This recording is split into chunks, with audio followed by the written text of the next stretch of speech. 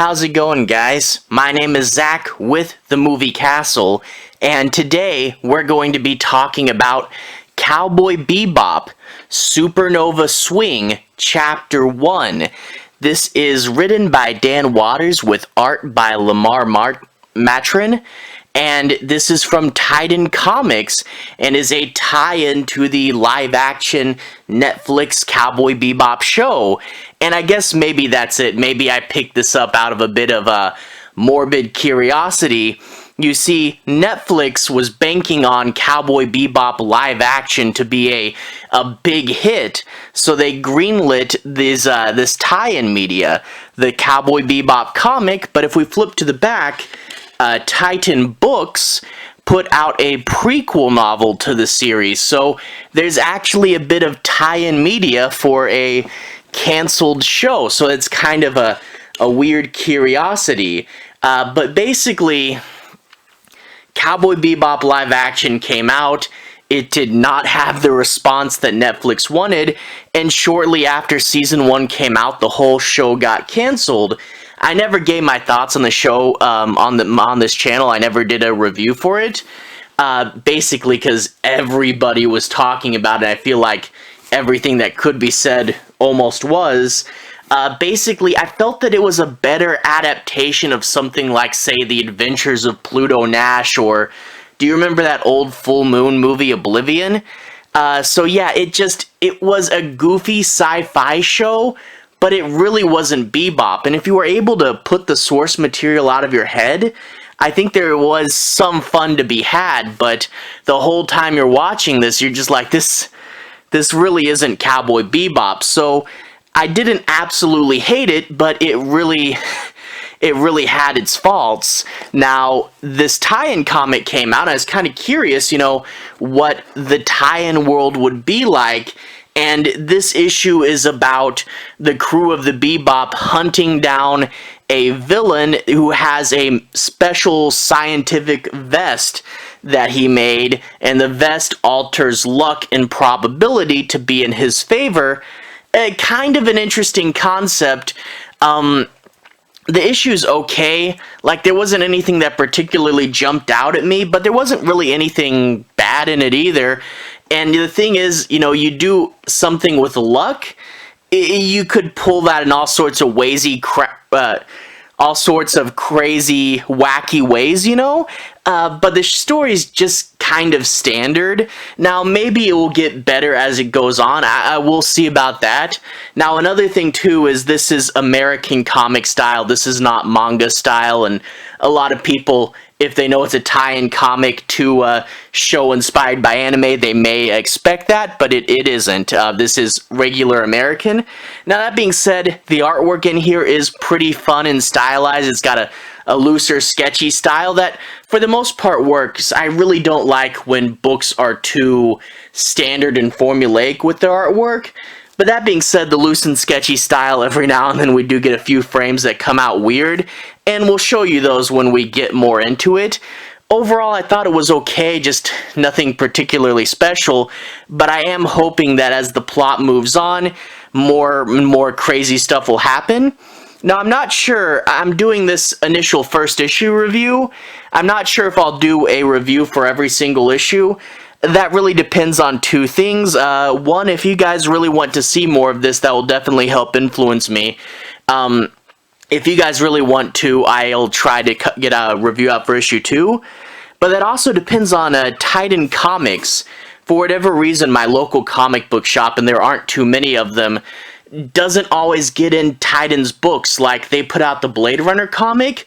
I really do love that comic, but just every now and then they don't get an issue in, and I really don't know what's up with Titan, but you gotta get the books to the store if you want me to read them, and just every now and then they don't come in. I don't know what's going on there. Anyway, let's go ahead and take a closer look at the cover.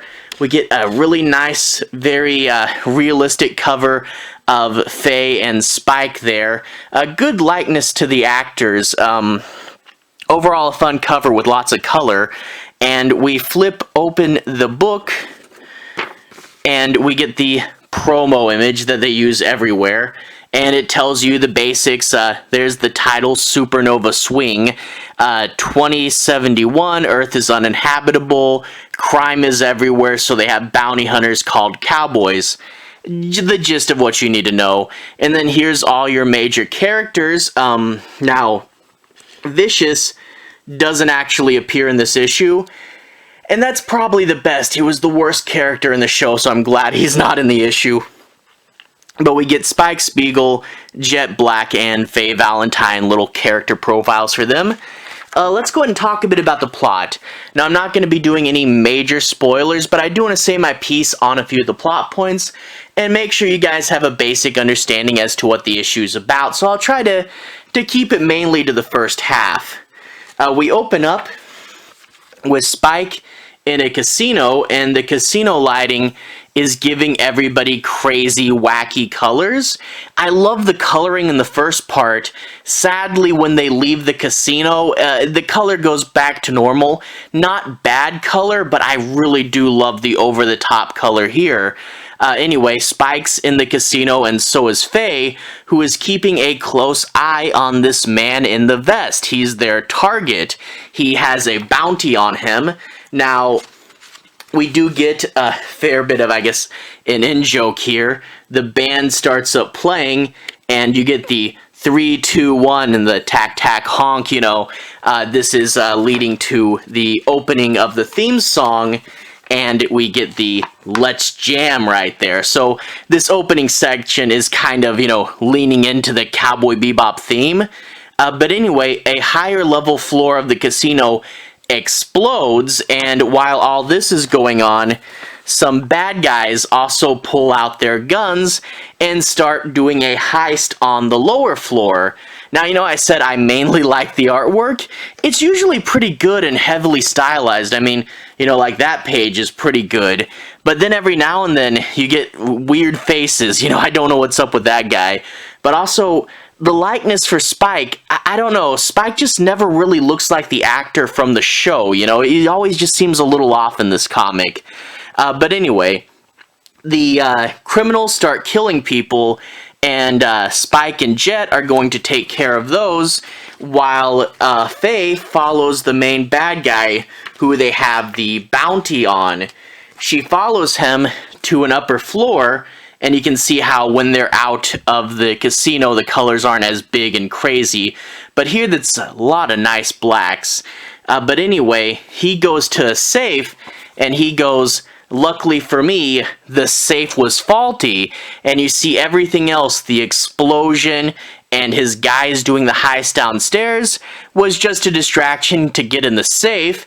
And then luckily for him again, his Faye's gun just doesn't work, and he jumps out of a window again, leaving himself to fate.